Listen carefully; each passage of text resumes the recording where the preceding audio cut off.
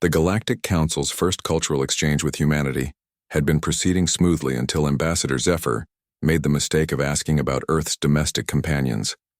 Fascinating, the tall, crystalline Vorthak delegate had said, their prismatic form shimmering with curiosity. Your species bonds with other creatures for emotional satisfaction. This is unprecedented. Captain Sarah Chen smiled warmly from across the polished obsidian table. The space station's artificial gravity hummed quietly beneath them, as representatives from 12 different species listened intently. Oh yes, we've domesticated many animals over thousands of years. Dogs, cats, birds, fish. Dogs? Interrupted Counselor Mexith, a slug-like being whose translator made wet, concerned sounds. Define this creature. Sarah's eyes lit up. Well, they're descendants of wolves that we bred to be companions. They're incredibly loyal, intelligent, and protective. Would you like to meet one? The assembled aliens exchanged what could generously be called nervous glances. The spider-like arachnist delegate clicked their mandibles uncertainly. This wolf creature. How large? Oh, it depends on the breed, Sarah said cheerfully. Some are tiny like chihuahuas, they fit in your palm. Others are much larger. Actually, I brought my companion along on this diplomatic mission. Would you like to meet Magnus? Before anyone could object, Sarah activated her comm unit. Ship's Bay, please send Magnus to Conference Room Alpha. The tension in the room was palpable. Several delegates had begun slowly backing toward the exits. Counselor Mexith was secreting what appeared to be defensive mucus. Perhaps, Ambassador Zephyr said carefully, we should discuss the parameters of this companion animal first. Sarah waved dismissively. Magnus is perfectly well behaved. He's been with my family since he was a puppy. Completely house-trained, great with children. The door chimed and Sarah's face brightened. Oh, here he is now. The door slid open with a soft hiss. What entered the room was not what the Galactic Council had expected.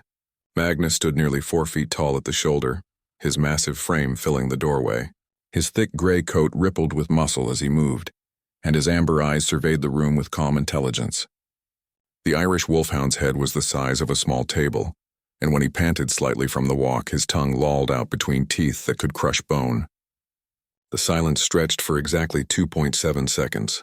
Then chaos erupted. Counselor Mexith immediately retracted into their protective shell with a wet squelch. The arachnist delegates skittered up the wall so fast they left claw marks in the metal.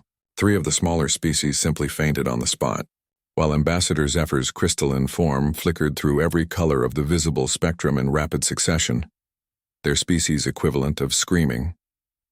Predator! Shrieked someone's translator. Apex predator in the chamber! Security! Security! The alarm klaxons began blaring as half the delegation scrambled for the exits, trampling each other in their haste to escape what they clearly perceived as humanity's ultimate biological weapon. Magnus, completely unperturbed by the commotion, simply walked over to Sarah and sat beside her, his tail wagging gently. His head nearly reached her shoulder even while sitting. Magnus, sit. Good boy, Sarah said calmly, scratching behind his ears. The dog's tail thumped against the floor with sounds like a heavy drum. What kind of monster do you keep as a companion? Ambassador Zephyr managed to project through their translator, their form now a violent shade of emergency red. Sarah looked genuinely confused. Monster? Magnus isn't a monster. He's a sweetheart. Look. She reached into her pocket and pulled out a small treat. Magnus, shake. The enormous hound politely lifted his massive paw, which Sarah shook formally. Good boy. Such manners. Several aliens were hyperventilating. The few who remained had pressed themselves against the far wall, as far from the domesticated predator as possible. This creature, wheezed the Centaurian representative, could kill any of us with a single bite. Well, yes, Sarah admitted, but he wouldn't, he's trained. Magnus, lie down.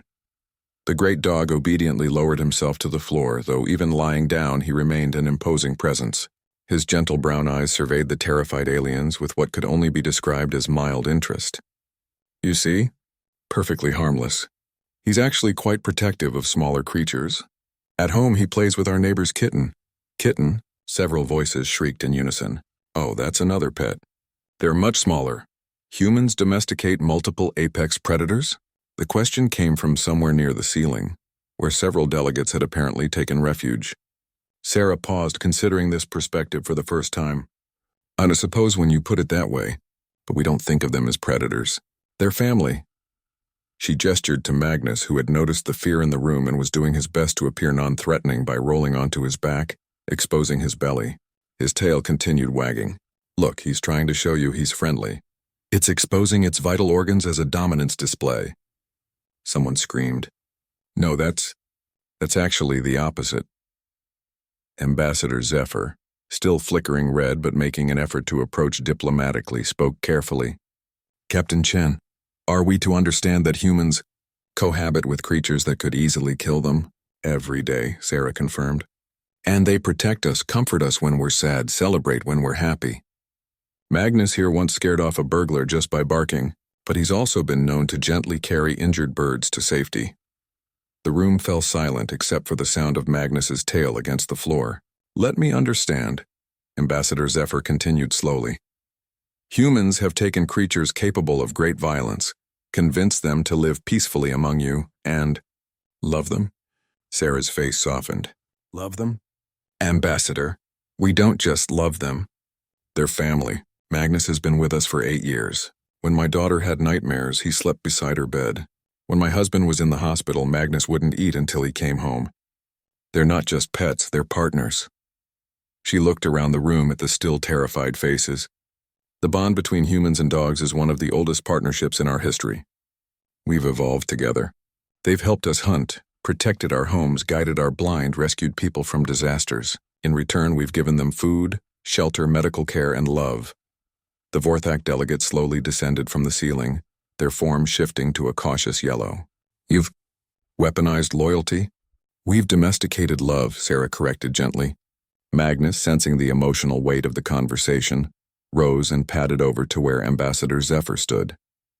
The massive dog sat and simply looked up at the alien with patient, gentle eyes. He wants you to pet him, Sarah explained. It's how dogs show affection. Zephyr extended one crystalline appendage. It hovered inches from Magnus's head for a long moment before finally, carefully touching the soft fur between his ears. Magnus's tail wagged harder. Extraordinary, Zephyr whispered. It's warm, and the vibrations from its tail. It's expressing happiness. Pure joy, Sarah confirmed. You've just made his day. As the other delegates slowly, cautiously returned to the room, a new understanding began to dawn. Perhaps the most remarkable thing about humanity wasn't their technology, their diplomacy, or even their warfare. Perhaps it was their ability to turn the fiercest predators into the gentlest friends.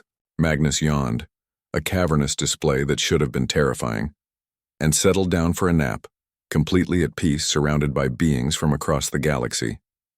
The Galactic Council's report would later note, humanity's greatest strength may be their capacity to create family from the most unlikely sources. Recommend further study. Also recommend larger meeting rooms.